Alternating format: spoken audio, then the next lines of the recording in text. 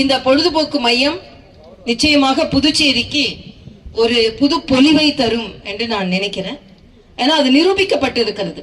இதற்கு முன்னால் த ஹூனார் ஹார்ட் அப்படின்னு மத்திய அரசின் மூலமாக நடைபெற்ற பல்துறை பொருட்காட்சி இங்கே நடந்தது, கைவினை பொருட்காட்சி நடந்தது. இது இந்தியாவிலேயே ஒரு ரெக்கார்ட் பிரேக்கா 11 லட்சம் பேர் அந்த பொருட்காட்சியை புதுவையில் ஒரு துணைநிலை மாநிலத்தில் அந்த பொருட்காட்சியை 11 லட்சம் பேர் பார்த்திருக்கிறார்கள் என்றால் அது மிகப்பெரிய சாதனை. இந்த இடம் ஏற்கனவே நமக்கு ஒரு மிகப்பெரிய லாபத்தை தருகின்ற இடமாக, பொருளாதாரத்தை தரும் இடமாக மாறி இருக்கிறது.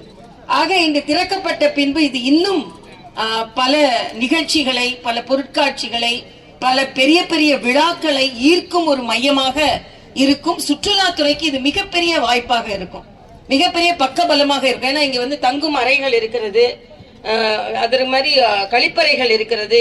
பல லட்சம் மக்கள் வந்தால் கூட இங்கே நடமாடுவதற்கும் அவர்கள் ரெக்ரியேஷன் என்று சொல்லுகின்ற ஒரு மகிழ்ச்சியை பகிர்ந்து கொள்வதற்கும் ஒரு வாய்ப்பாக இந்த இடம் அமைந்திருக்கிறது.